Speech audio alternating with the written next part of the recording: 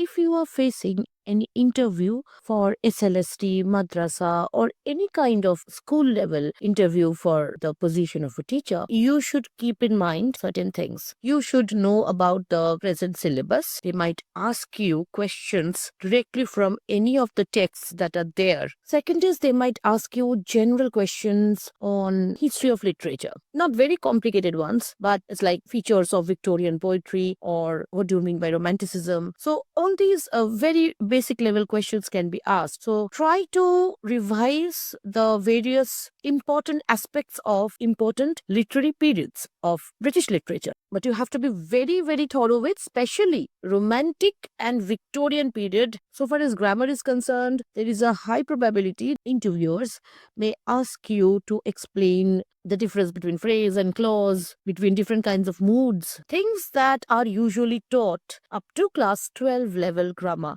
And for this, it is better if you refer to either P.K. Deshorkar or Renan Martin. I really recommend that. M.K. Agarwala is also good. If you have the scope of micro teaching or demo teaching, then choose something where you can give a very good intro. You are acquainted with the background of that particular work. It can be a poem, it can be a short story. I really don't recommend you to choose something very long.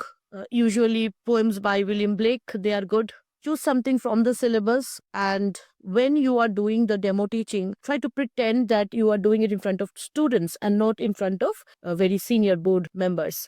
Dress in something which makes you feel comfortable. You don't have to wear a sari if you're a woman. Even a well decent looking kurti does well. But try to look confident, and if you have problem in English conversation, then try to speak slowly. See if the interviewer is asking you question in English. If they do that, try to answer in English. If they are using a bilingual mode, you can also go for bilingual mode. And do not talk about any of your personal problems there. Last of all, if you are sure you don't know the answer of something, you admit it directly. Greet them with a smile in your eyes. Just make it professional. And while going away, no matter how your interview went, you just say, I thank you for your patience. That's it. Best of luck.